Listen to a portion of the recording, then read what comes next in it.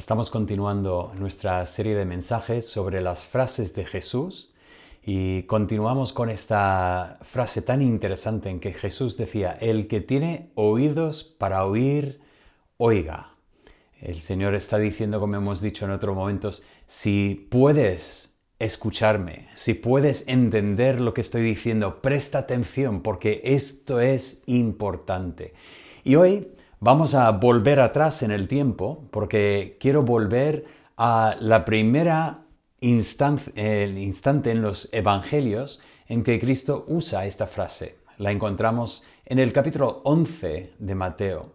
He puesto como título para este mensaje Reconociendo al Rey, porque, bueno, ya lo iré desarrollando con el pensamiento, pero nuestro pasaje empieza en un momento curioso, algo, yo diría, completamente inesperado.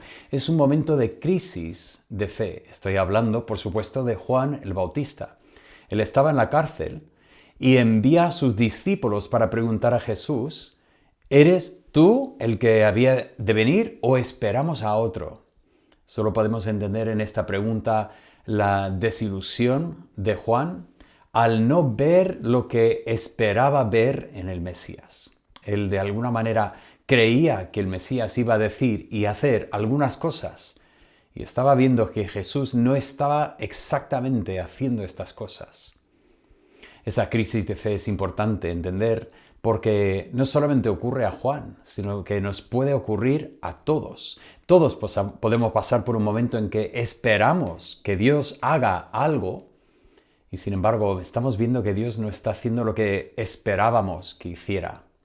Y ese es un momento en que muchas veces podemos pasar por una crisis de fe. Esa duda sobre, pero ¿por qué no está ocurriendo lo que pensaba que iba a ocurrir? Es muy importante que recordemos que en estos momentos muchas veces el problema no es Dios. Muchas veces el problema somos nosotros y nuestras expectativas. Igual tenemos expectativas que no son bíblicas o no son lo que Dios ha prometido. Y por eso parece tan raro que Dios no está haciendo lo que pensamos que tendría que hacer. Es interesante pensar también que en medio de la crisis de fe lo que hizo Juan no era encerrarse más y desconectar con Dios. Más bien, lo que hizo era llevar esa crisis a los pies de Cristo. Y también es importante para nosotros, si tenemos un momento en que empezamos a sentir esa crisis de fe, hacemos bien en ir a Cristo y llevar ese tema a Cristo. Y la contestación de Cristo es interesante porque Cristo no en ningún momento desprecia a Juan por esta pregunta, esa duda que él está experimentando. Más bien, lo que vemos que hace es, dice a los que ha enviado Juan: id a decirle las cosas que veis. Los ciegos ven, los sordos oyen, y continúa con los milagros y llega: y el Evangelio es predicado a los pobres. Lo que está diciendo Jesús es sencillamente esto: estoy haciendo exactamente lo que Mesías tiene que hacer.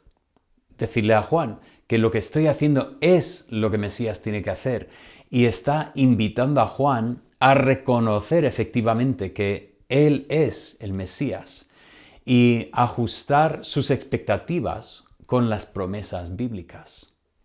Pero cuando los mensajeros salen para llevar este mensaje a Juan, notamos que Jesús empieza a elogiar a Juan. Lejos de criticar a Juan, empieza a hablar de Juan a la multitud para decirles: mira, ¿quién es Juan? Y eso es precisamente lo que vamos a estudiar en este mensaje. Ahora, llegamos a entender que esto es mucho más que sencillamente un elogio a una persona, sino que cuando él llega al final y expresa esta expresión, esta frase que nosotros hemos comentado: el que tiene oídos para oír, oiga, está diciendo que lo que estoy diciendo aquí es sumamente importante, prestad atención. Y hacemos bien nosotros también en prestar atención a lo que Jesús dijo. Así que vamos a entrar en el pasaje. Bien, si arrancamos en el versículo 7, Jesús empieza a hablar en cuanto a Juan y habla de la relación entre Juan y el pueblo. Él hace una serie de preguntas y hace la misma pregunta 3 veces. ¿Por qué salisteis al desierto? O sea, ¿qué fue lo que queríais ver en el desierto? Es curioso porque la primera vez que hace la pregunta, dice, ¿qué salisteis a ver? ¿Una caña sacudida por el viento? Obviamente, es lo que se podría ver en el desierto. No es un desierto tipo Sáhara, con arena y cactus. Más bien, es un desierto en el sentido de el campo sin desarrollar. ¿Qué es lo que se ve? Bueno, igual de lo que se ve en nuestra zona aquí o quizás en tu zona donde tú estés, sales al campo y ves pues la maleza, las cosas que crecen naturalmente. Y Cristo habla de una caña sacudida. ¿Quién sale al campo sencillamente para ver pues una caña sacudida por el viento? Obviamente es absurdo. La gente no salió al desierto para ver esa flora en el desierto. Vuelve a hacer la pregunta, ¿por qué salisteis? ¿Qué esperabais ver?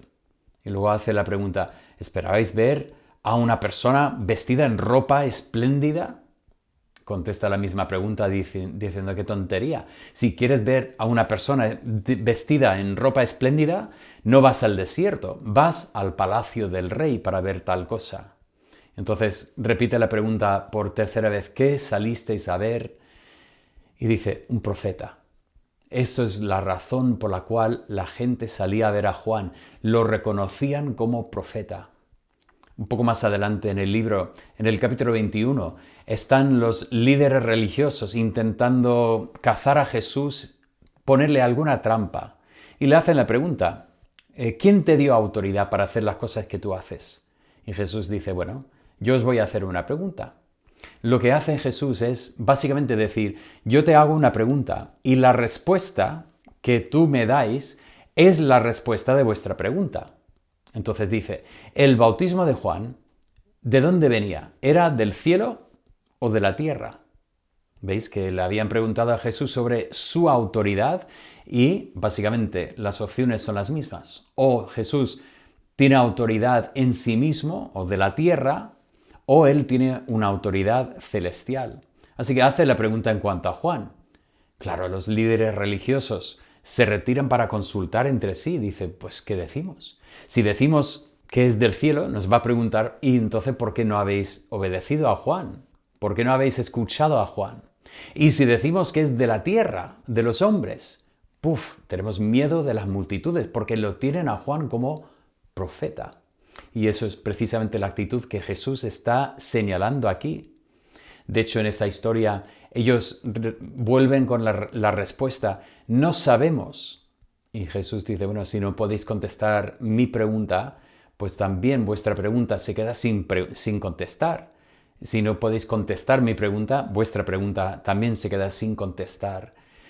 Porque no querían reconocer que Jesús tenía una autoridad celestial, de la misma forma que estaban evitando reconocer que Juan también tenía una autoridad celestial. Pero todo esto para decir, Jesús está diciendo, el pueblo reconocía que Juan era profeta. Pero Jesús dice algo interesante, dice, es profeta, pero es más que profeta. ¿Y qué es lo que quiere decir con esto? Bueno, vamos a continuar en el pasaje y vamos a ver. Continuando en el pasaje, Jesús empieza a conectar Juan con la profecía.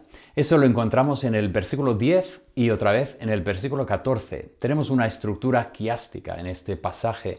Entonces tenemos ese paralelismo separado por el material que está en el centro.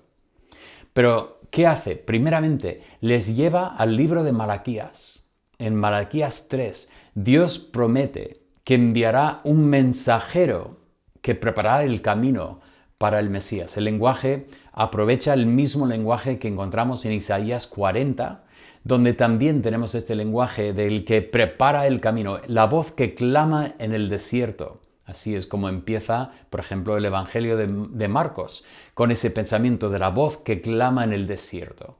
Entonces, esa voz que está clamando en el desierto, que está diciendo, preparad el camino de Jehová. Todo lo alto será bajado, todo lo profundo será rellenado, todo lo torcido será rectificado y así prepara el camino para el Mesías. Aquí tenemos un claro pensamiento de que Juan es realmente el cumplimiento de esta profecía. Él es el que prepara el camino para el Mesías. Eso es la razón por la cual Jesús le llama más que un profeta. Es el profeta que viene delante de el Mesías. Pero no es la única profecía que Jesús vincula con Juan. Continuando en el mismo libro, en Malaquías, vemos que Jesús habla de esta profecía que tenemos al final del libro, en el capítulo 4, en que Él promete enviar a Elías. Y Elías vendrá para devolver el corazón del padre a los hijos y los hijos a los padres. Y eso es una profecía increíble en cuanto a Juan, porque Juan es Elías. Ahora, no era Elías físicamente. Incluso le preguntaron los judíos, ¿eres Elías? Porque imaginaba que él pues se veía a sí mismo como alguien importante. Entonces le preguntan, ¿eres Elías? Y él contesta, no. Ahora, él contesta que no, que él no es físicamente Elías. Él es Juan. Pero es que hubo un malentendido, porque ellos entendían que Elías de alguna forma iba a resucitar o alguna especie de reencarnación, y sin embargo eso no es el pensamiento bíblico para nada. Más bien el pensamiento bíblico es que viene uno en el espíritu de Elías. Y efectivamente Jesús señala a Juan aquí como este Elías. Un poco más adelante los discípulos le preguntan a Jesús, si tú eres el Mesías, ¿qué pasó con Elías? ¿No tenía que venir Elías antes de Mesías? Y Jesús contesta, sí. Y Elías ya ha venido y ya han hecho con él lo que han querido. O sea, él reconoce a Juan el Bautista como este Elías que tenía que venir. Por lo tanto, vuelvo a la pregunta. ¿Qué es lo que tenía que hacer Elías? Pues la respuesta, él tenía que volver el corazón de los padres hacia los hijos y los hijos hacia los padres. Pero ¿cómo hacía esto Juan? ¿Cómo traía Juan esa reconciliación que tenemos aquí en Malaquías? Pues no lo hizo de la manera que igual podríamos haber imaginado. Podríamos quizás imaginar ese momento de ternura en que Jesús animó a los padres a mirar a sus hijos y abrazar otra vez a sus hijos, y los hijos de mirar a sus padres y reconciliarse con ellos. No es un momento así. Más bien, Juan hizo ese ministerio predicando sobre el pecado, señalando el pecado, diciendo, vosotros habéis pecado contra Dios y la ira de Dios vendrá sobre vosotros. Y así de esta forma, Juan estaba preparando los corazones, trayendo reconciliación horizontal que preparaba el camino para la reconciliación vertical, el perdón de pecados. Y por lo tanto, Juan es sumamente importante porque es más que un profeta, es el profeta, es Elías, es el que prepara el camino del Mesías. Pero continuando, llegamos a lo que es el meollo del pasaje, el corazón del pasaje. Tenemos este momento en que Jesús lo lleva más allá y habla de Juan y el reino de los cielos o el reino de Dios. Lo hace mediante una comparación entre Juan y los, voy a llamarlo, ciudadanos del reino. Dice que Juan es grande, es lo más grande. No es un profeta, es el profeta, ¿vale? Pero dice a continuación, el menor del reino de los cielos es mayor que Juan. Es sorprendente lo que está diciendo Jesús. Juan fue escogido por Dios para ser ese profeta, tener ese papel muy especial de preparar el camino para el Mesías. Y sin embargo dice, el menor del reino de los cielos es mayor que este papel. ¿Qué está diciendo? Lo que nos esperan a cualquiera de nosotros que estamos en este reino de Cristo, que pertenecemos al reino de Cristo, que hemos sido trasladados del reino de las tinieblas al reino de la luz, es mayor que el mayor profeta que hubo sobre la faz de la tierra, el que fue elegido por Dios para preparar el camino para el Mesías. Ahora, eso es sorprendente porque tenemos aquí esa alabanza de Juan como un gran profeta, pero un recordatorio de que los que pertenecemos a Cristo, Dios nos llama mayores. Y entonces en los versículos 12 y 13 tenemos un pasaje que es muy difícil de interpretar. Es un pasaje sumamente curioso, porque lo voy a resumir así de esta forma. Nos habla de la importancia de entrar en este reino. Bien, vamos a entrar en el pasaje. El pasaje dice lo siguiente. Dice, desde los días de Juan el Bautista hasta ahora, el reino de los cielos sufre violencia, y lo tengo subrayado porque es importante esto, y los violentos lo arrebatan. Porque todos los profetas y la ley profetizaron hasta Juan. Bien, ahí lo tenemos en Mateo. Resulta que encontramos este mismo pensamiento en el Evangelio de Lucas, lo encontramos en el capítulo 16, dice así, la ley y los profetas eran hasta Juan, desde entonces el reino de Dios es anunciado y todos se esfuerzan por entrar en él. Ahora, eso es un poco técnico, pero voy a intentar mantenerlo práctico para nosotros. Bien, tenemos varias palabras que tengo en negrita aquí. Primeramente tenemos la idea de sufre violencia. Luego en Lucas habla de se esfuerzan. Ahora, os voy a decir, en griego es exactamente la misma palabra en estos dos huecos. ¿Vale? Luego, cuando pone los violentos, este es el sustantivo del mismo verbo que tenemos justo antes en Mateo y lo que tenemos en Lucas. Entonces, tenemos la idea de violencia, sufrir violencia en los violentos, pero luego una traducción totalmente diferente en Lucas que pone se esfuerzan. Vale, ¿qué está pasando aquí? Bueno, tenemos un problema aquí. Nuestro problema es que esta palabra, estos dos verbos y este sustantivo, aparecen exclusivamente en el Nuevo Testamento aquí. Solo aquí. O sea, no podemos comparar con otros versículos para entender más sobre el significado. Más bien, lo que tenemos es esto.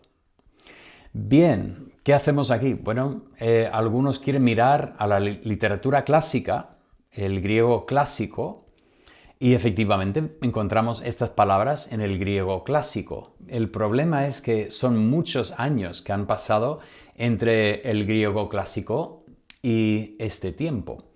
Tanto tiempo que sería como comparar nuestro lenguaje hoy en día con el lenguaje de Cervantes.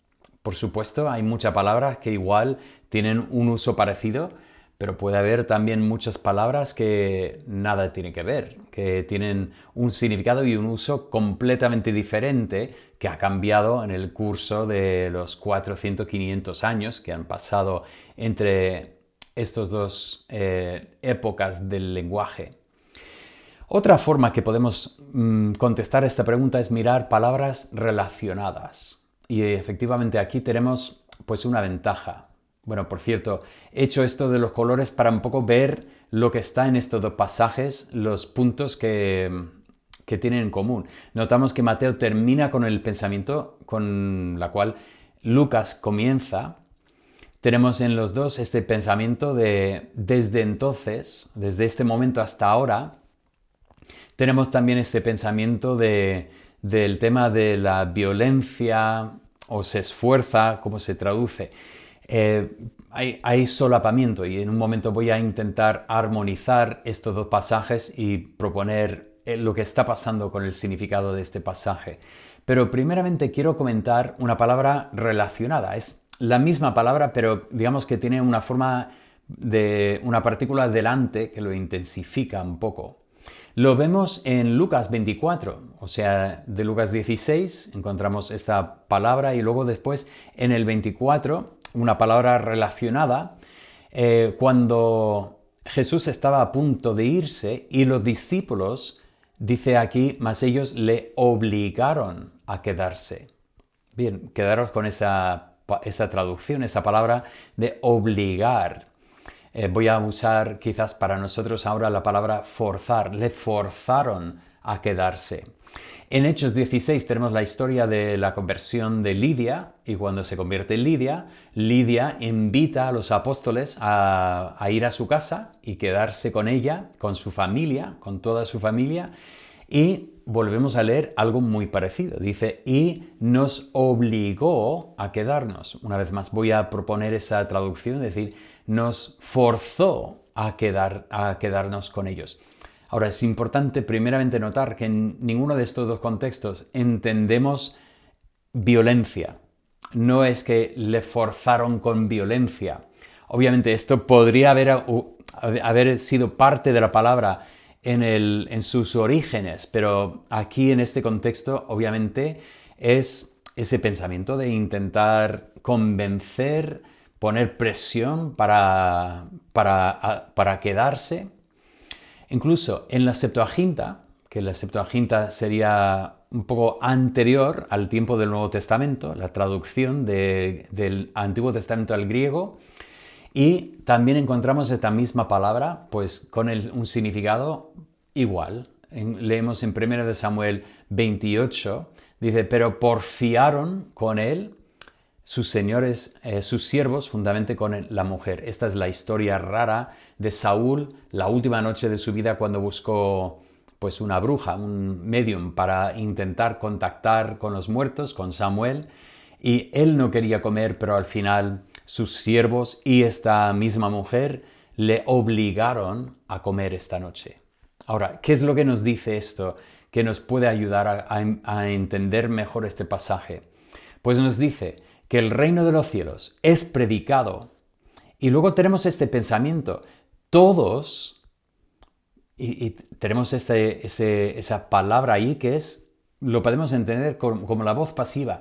Todos son invitados, forzados, obligados. Y el pensamiento, Lucas nos da la idea de en él, o sea, forzados a entrar en él. La idea es una invitación. Todos están invitados a entrar, todos están rogados a entrar, todos están empujados para entrar. Voy a leer esta traducción que propongo aquí. Eso es, una vez más, una armonización de Lucas y Mateo. Dice así, todos los profetas y la ley han profetizado hasta los días de Juan el Bautista, pero desde entonces hasta ahora el reino de Dios es anunciado. Bien, hasta ahí, ese pensamiento, tenemos la profecía del Antiguo Testamento, pero desde los días de Juan hasta este momento, al comienzo del ministerio de Jesús, el reino es anunciado, ¿vale? El Evangelio es predicado.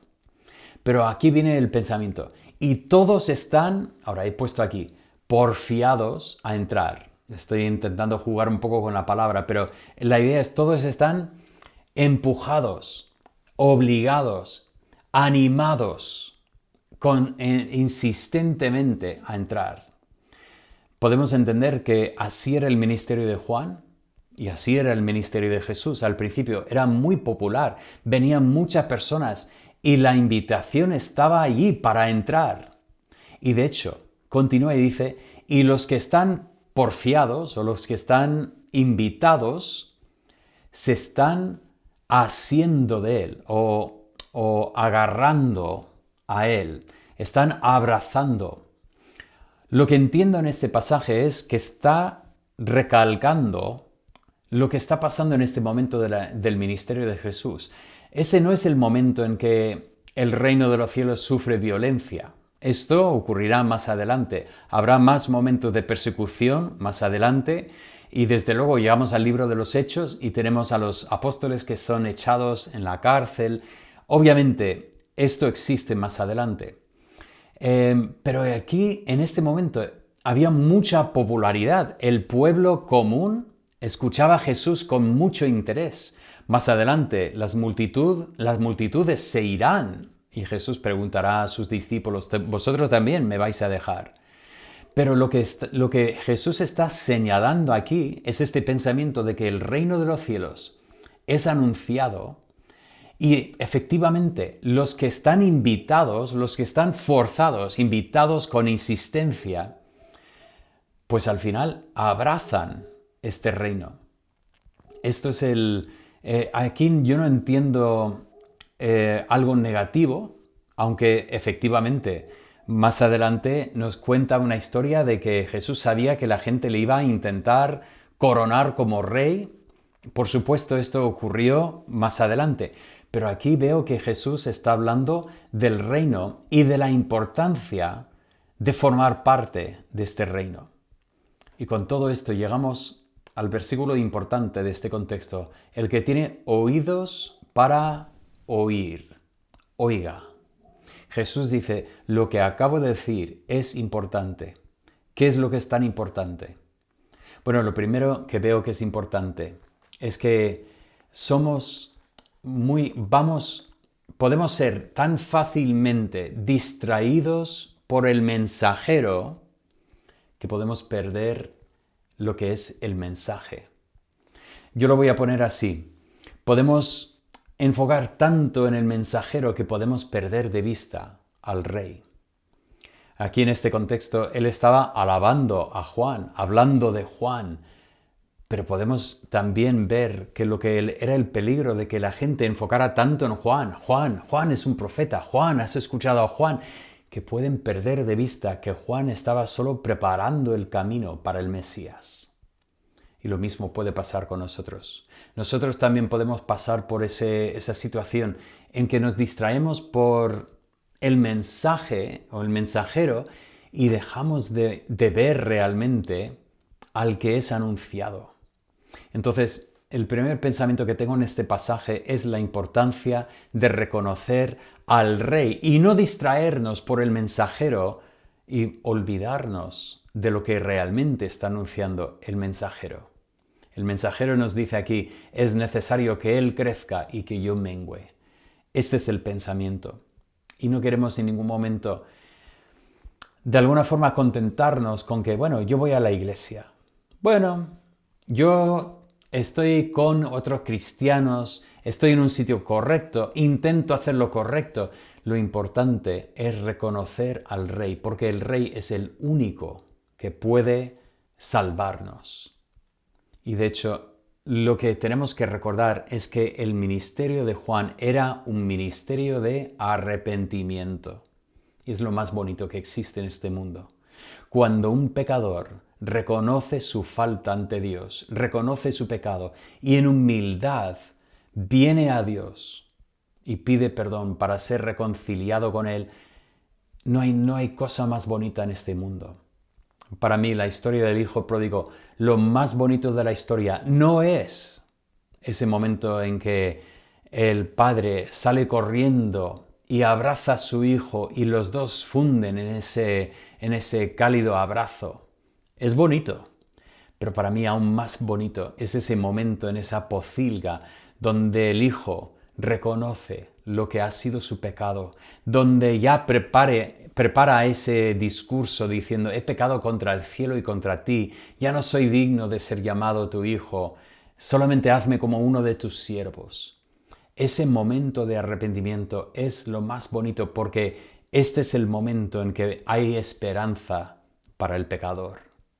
Y todos nosotros que hemos venido a Cristo por arrepentimiento, deberíamos reconocer ese momento en nuestras vidas, ese momento en que nos vimos perdidos delante de Dios, nos vimos con las manos vacías, nos vimos pobres, sin esperanza, y hemos venido a Dios para recibir salvación de Él. Os animo a no perder de vista esta verdad del arrepentimiento, para que Cristo sea exaltado en nuestras vidas.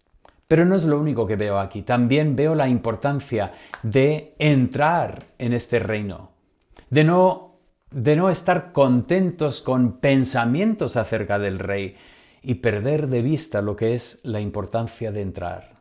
El pasaje nos dice que los que entran tienen esa bendición. Y la pregunta es, ¿has entrado? Si no has entrado en este reino, si nunca has puesto tu fe en Cristo, Este es el momento para entrar. Este es el momento para confesar tu pecado y venir a Cristo y ser hecho hijo de Dios, ser trasladado del reino de las tinieblas al reino de la luz. Pero si estás en este reino, también tengo una pregunta para ti. ¿Qué estás haciendo en este reino?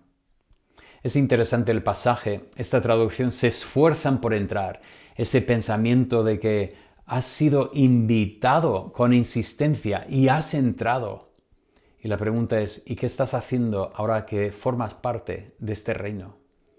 Porque es triste, pero a veces nos esforzamos mucho por algo y una vez que lo tenemos, pues de alguna manera no le damos la importancia.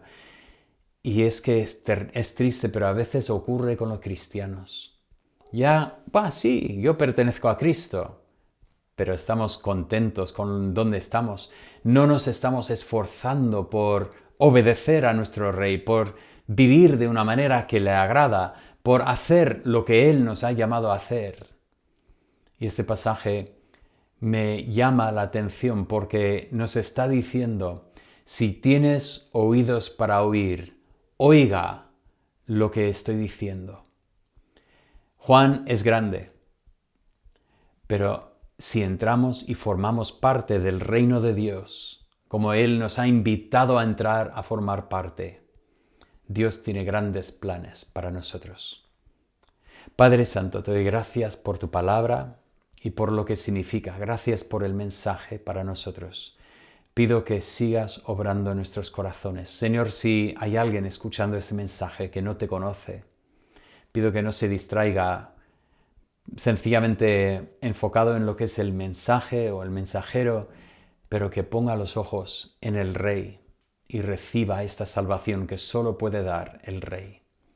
Y Padre, para los que estamos en este reino, ayúdanos a poder obedecerte y agradarte y hacer lo que tú nos has llamado a hacer para tu gloria, Padre. Lo pido en el nombre de Cristo Jesús. Amén. Que Dios os bendiga.